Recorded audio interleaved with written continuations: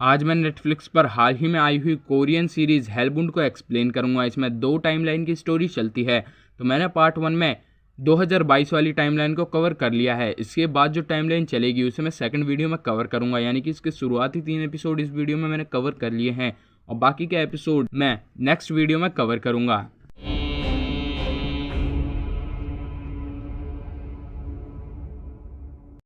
Episode 1 की शुरुआत एक रेस्टोरेंट से होती है जहां कुछ लोग अपने लैपटॉप पर वीडियो देख रहे होते हैं। जुन जिनसू नाम के एक व्यक्ति की। वो व्यक्ति बता रहा था कि जब किसी पापी का समय पूरा हो जाता है तो उसे लेने नरक के जल्लाद आते हैं। यहाँ हम रेस्टोरेंट में एक व्यक्ति को देख पाते हैं जो काफ़ी घबराया हुआ था। वो अपने फ़ोन में टाइम को देख रहा था। तभी यहाँ एक ज़ोर का साउंड आता है जिसके बाद ये व्यक्ति पूरी तरीके से डर जाता है। तभी 3 मॉन्स्टर्स रेस्टोरेंट में आते हैं और इसके पीछे पड़ जाते हैं। ये आदमी बचने की पूरी कोशिश करता है पर एट द एंड ये मॉन्स्टर्स काफ़ी हाई टेम्परेचर पर उसकी बॉडी को जलाकर कंकाल में तब्दील कर देते हैं। इसके बाद वो भागते भागते एक बिल्डिंग के ग्लास डोर में एकदम से डिसअपेयर हो जाते हैं। इसके बाद सीन चेंज होकर एक पुलिस स्टेशन में आता है। यहाँ इसी इंसिडेंट को लेकर मीटिंग बुलाई गई होती है।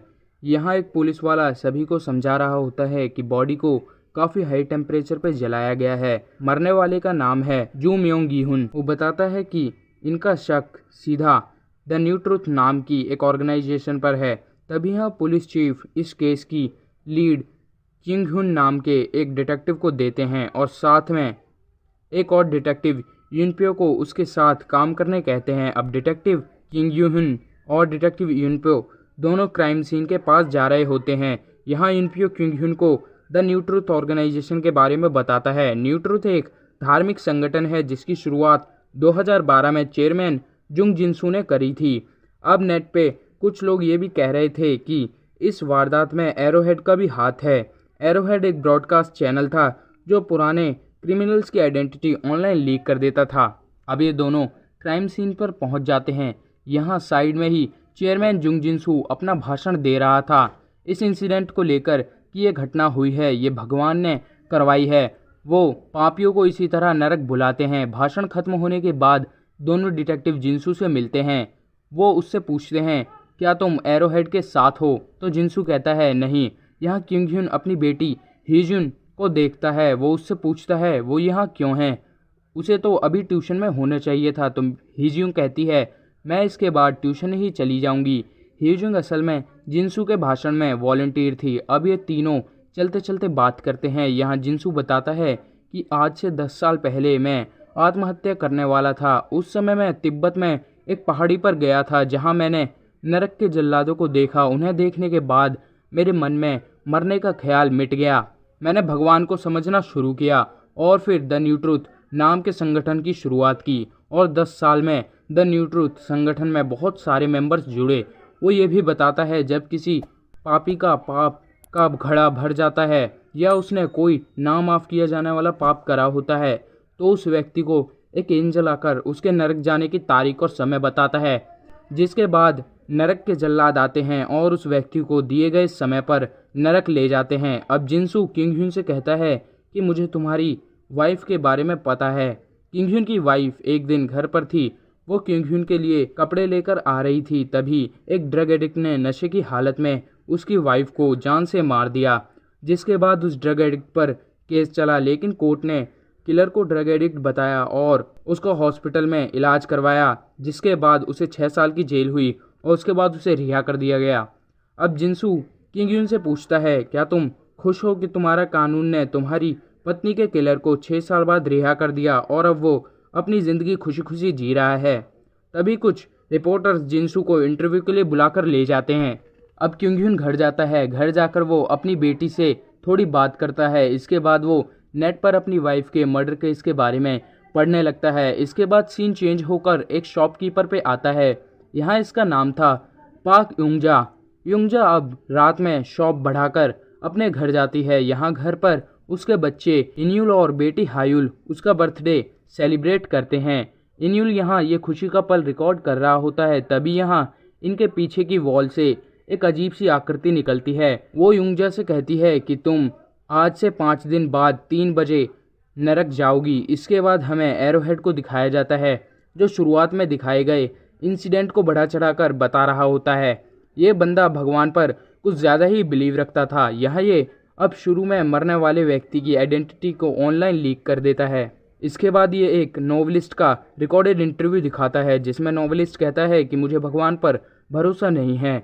इसके बाद ये एक और वीडियो दिखाता है जिसमें 5 से 10, 18 से कम उम्र वाले लोग नोवेलिस्ट को पीट पीट कर ये कबूल करवा रहे थे कि भगवान हैं। अगले दिन किंग ह्यून उसी नोवेलिस्ट से मिलता है, तो नोवेलिस्ट अपनी वकील मिन के साथ कंप्लेंट करने आया था। यहाँ इनपियो ने वीडियो में दिखने वाले कुछ लोगों को पकड़ लिया था।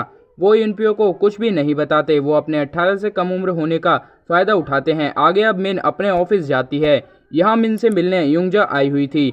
युंगजा मिन को बताती है कि न्यू ट्रुथ वालों ने उसे एक ऑफ़र दिया है, उसका नरक जाना तय है, तो इसलिए उन्होंने बोला है जब भी वो नरक जाएगी तो उस वारदात को ये लोग लाइव ब्रॉडकास्ट करेंगे। उसके बदले में वो युंगजा को 3 करोड़ रुपए देंगे। तो इसलिए युंगजा मिन से मिलने आई थी। क्योंकि मिन एक वकील थी, तो युंगजा चाहती थी कि मिन द न्यू ट्रुथ से मिलने वाले पैसे को उसके बच्चों तक सेफली पहुंचा दे। मिन पहले तो युंगजा को मना करती है, पर मिन के असिस्टेंट के समझाने पर वो मान जाती है।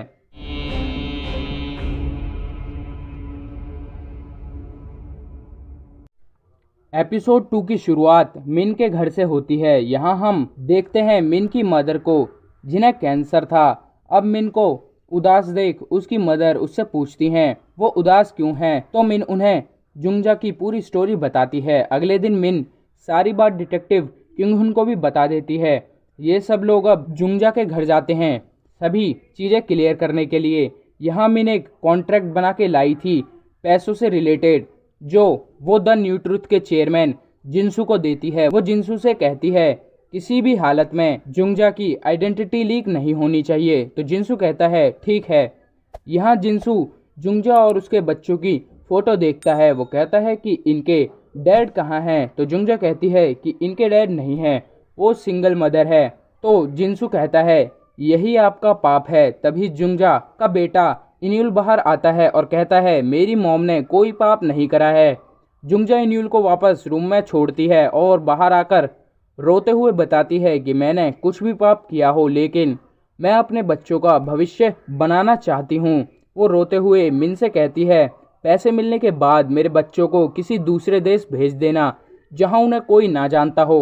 अब मीटिंग खत्म होती है। दोनों डिटेक्टिव किंगहुन और इनप्यो और वकील अपने घर जाते हैं। इसके बाद यहाँ इनप्यो घर जाकर रात में जुंगजा की आइडेंटिटी एरोहेड को बता देता है, क्योंकि इनप्यो एरोहेड का एक सीक्रेट फॉलोअर था। अब एरोहेड लाइव ब्रॉडकास्ट कर जुंगजा की आइडेंटिटी लीक कर देता है। वहीं दूसरी ओर किंगहुन की बेटी घर पर नहीं होती। वो अपनी बेटी को कॉल करता है, तो उसकी बेटी कहती है कि मैं अपने फ्रेंड के घर पर हूँ, आज यहीं रुकूंगी। तो किंगहुन कहता है ओके बेटा ठीक है। इसके बाद हमें दिखाया जाता है हीजुंग जिनसू के घर पर होती है। वो आज तक अपनी माँ के मर्डर को भुला नहीं पाई होती। वो अपनी माँ के मर्डर का जिम्मेदार खुद को मानती थी, क्योंकि उस दिन उसकी माँ ने हीजुंग को एक काम दिया था, बट उसने उसे पूरा नहीं किया था, जिसके बाद उसकी मॉम उस काम को पूरा करने गई और मारी गई।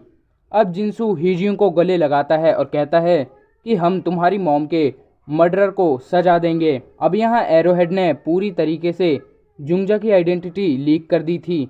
मिन इसकी खबर डिटेक्टिव किंगहुन को देती है। इसके बाद मिन फटाफट जुंगजा के घर जाकर आज ही रात उसके बच्चों को अपने कज़न के पास कनाडा भेजने की तैयारी कर लेती है। वो फटाफट बच्चों को एयरपोर्ट पहुंचाती है और उन्हें कनाडा की फ़्लाइट पकड़वाती है। अब मिन बच्चों को समझाती है कनाडा एयरपोर्ट पर उन्हें कोई पिक करने आ जाएगा। अब फ्लाइट में यूनिल रोने लगता है अपनी माँ को खोने के कारण। यहाँ बाहर एयरपोर्ट पर डिटेक्टिव किंगहुन भी आ जाते हैं। मिन बताती है पता नहीं कि कैसे जुंगजा की आइडेंटिटी लीक हो गई। वहीं दूसरी ओर जिनसू हीजुंग के साथ मिलकर उसकी मॉम के किलर को किडनैप करता है। इसके बाद जिनसू और हीजुंग एक भट्टी में पहुंचते हैं। यहाँ जिनसू किलर को बेहोश कर देता है। इसके बाद वो हीजुंग को उसका बदला लेने कहता है। हीजुंग उसे भट्टी में डालती है, जिसके बाद जिनसू उसे जला देता है। अपनी मॉम के किलर को तड़पता देख हीजुंग खुश होती है। अगले दिन रिपोर्टर्स यहाँ भट्टी में आ जाते हैं और लाश को देखते हैं। यहाँ पुलिस स्टेशन में पुलिस चीफ क्योंग हुन से पूछते हैं, क्या तुमने उसे मारा है? तो क्योंग हुन कहता है, नहीं। वहीं एरोहेड जुंगजा को भगवान से माफ़ी मांगने कहता है। एरोहेड के फॉलोअर जुंगजा के घर के बाहर खड़े होकर आंदोलन करने लगते हैं, उसे भगवान से माफ़ी मांगने कहते हैं। यहाँ पुलिस स्टेशन में एरोहेड के फॉलोअर्स आ जाते हैं अपने दोस्तों को छुड़ाने, जिन्हें नोवेलिस्ट के केस में इनपियो ने पकड़ा हुआ था। यहाँ एरोहेड के फॉलोअर्स नरक के जल्लादों वाले केस को बंद कराने कहते हैं। वो कहते हैं, कोई भी इंसान भगवान की मर्जी की तहकीकात नहीं कर सकता। अगले दिन आज जुंगजा का लास्ट डे होता है। यहाँ जुंगजा का घर एक टीवी स्टेज बन चुका था। यहाँ न्यू ट्रुथ के कुछ वीआईपी मेंबर्स जिन्होंने 3 करोड़ रुपए दिए थे, वो मास्क पहनकर जुंगजा की मौत यहाँ देखने आए होते हैं। यहाँ डिटेक्टिव ने मॉन्स्टर्स को मारने के लिए अपने बंदे पोजीशन पर बैठा दिए थे। अब सेटअप हो चुका था। अब जुंगजा एक चेयर पर बैठती है एंड 3 बजने वाले होते हैं। सिर्फ 10 सेकंड बचे होते हैं। 10, 9, 8, 7, 6, 5, 4, 3, 2, 1, 0। अब एक जोर की साउंड सुनाई देती है एंड एपिसोड 2 यहीं एंड हो जाता है।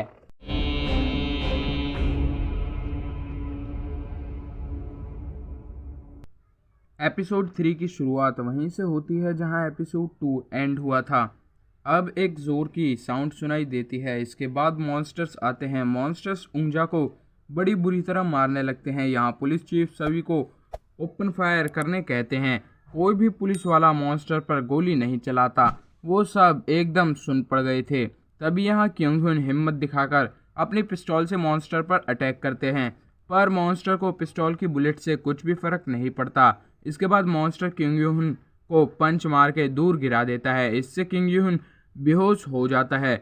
अब ये मॉन्स्टर उंगजा को जलाकर मार देते हैं। उसके बाद ये वीआईपी मेंबर्स की ओर कूदते हैं, लेकिन तभी ये एक अलग रेल में डिसअपेयर हो जाते हैं। उसके बाद सभी लोग इसे भगवान द्वारा करी गई घटना मान के अपना सर झुकाते हैं, लेकिन मिन और उसका असिस्टेंट सर नहीं झुकाते क्योंकि उन्हें नहीं लगा था कि वाकई में कोई मॉन्स्टर्स आएंगे भी।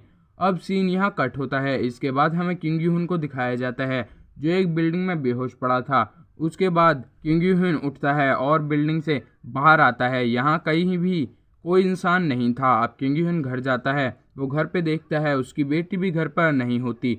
अब सुबह होती है। सुबह किंग युन अपनी डिटेक्टिव की जॉब पे जाता है, पर वो देखता है कि रोड पर कोई इंसान नहीं होता। अब ये स्टेशन में जाता है। यहाँ पुलिस स्टेशन में भी कोई नहीं आया था। अब किंग युन टीवी पर न्यूज़ देखता है। न्यूज़ में एक न्यूज़ रिपोर्टर बता रही थी कि उंगजा वाली घटना के बाद लोग भगवान के प्रकोप से इतना डर गए हैं कि उन्होंने अपने रोज के काम करने भी बंद कर दिए हैं। वो घर से बाहर भी नहीं निकल रहे हैं। अब न्यूज़ रिपोर्टर जिनसू का लाइव इंटरव्यू लेती है। यहाँ जिनसू कहता है, ये सब भगवान का प्रकोप है, मैंने सबको पहले ही चेतावनी दी थी। तभी जिनसू अपने लैपटॉप का कैमरा एडजस्ट करता है तो टीवी में किंग युन देखता है कि जिनसू के कबर्ड में उसकी बेटी हीजुंग की जैकेट थी।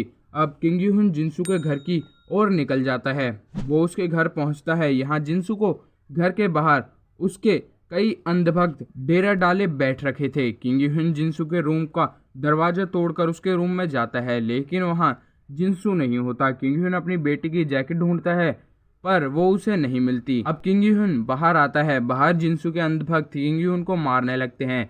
तभी किंग युन के फ़ोन पर जिनसू की कॉल आती है। जिनसू अपने भक्तों से कहता है किंग युन को छोड़ दो।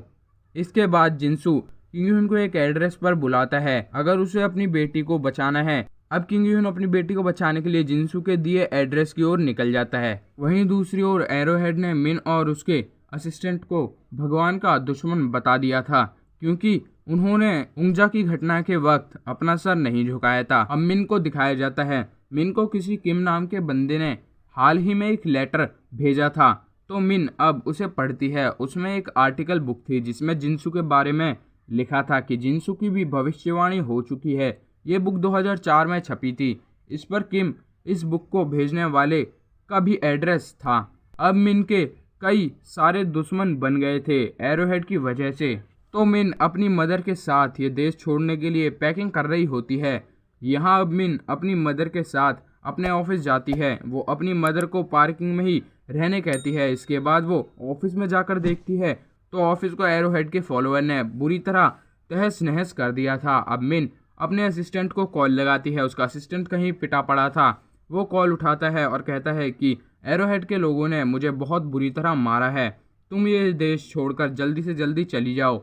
वहीं नीचे पार्किंग में मिन की मदर के पास कुछ एरोहेड के फॉलोअर्स आते हैं। वो मिन की मदर को कार से बाहर निकालकर पीटने लगते हैं। तभी मिन अपनी मदर को बचाने आती है तो एरोहेड के फॉलोअर मिन को भी बुरी तरह मारते हैं। सर पे चोट लगने की वजह से मिन की मदर जान से मर जाती हैं। अब मिन उस बंदे का पता लगाने जिसका नाम किम है, जिसे जिनसू के बारे में पता है, उसके लेटर पर लिखे पते पर पहुंचती है।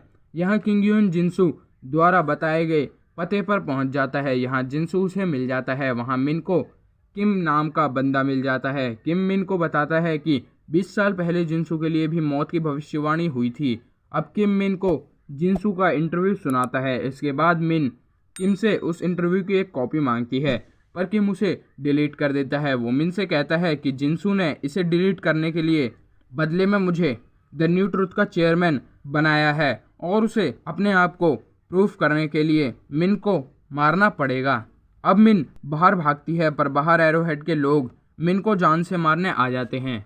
यहाँ जिनसू किंग यून को पूरी स्टोरी बताता है कि 20 साल पहले मेरे लिए भी एक एंजल ने भविष्यवाणी की थी कि 20 साल बाद मैं मर जाऊंगा और आज वो दिन है। आज 10 मिनट बाद मैं मर जाऊंगा। किंग यून जिनसू से अपनी बेटी हीजिंग के बारे में पूछता है तो वो कहता है कि हीजिंग सेफ है। अब जिनसू किंग यून को 2 चॉइस देता है कि या तो वो जिनसू की मौत को रिकॉर्ड कर उसे नेट पर डाल दे या फिर वो जिनसू को चुपचाप मरता देखे और उसके मरने के बाद उसके द्वारा बनाई गई दुनिया में जिए। अब यहाँ किंग यून दूसरा ऑप्शन चुनता है। वो चुपचाप जिनसू को मरता हुआ देखता है।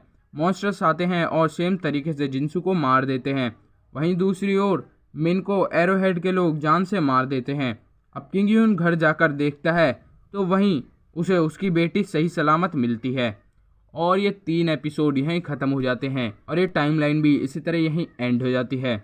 अब सेकंड पार्ट में दूसरी टाइमलाइन की स्टोरी कवर करूँगा। अगर ये एक्सप्लेनेशन अच्छी लगी हो तो इस वीडियो को लाइक, शेयर और सब्सक्राइब कर देना इस चैनल को।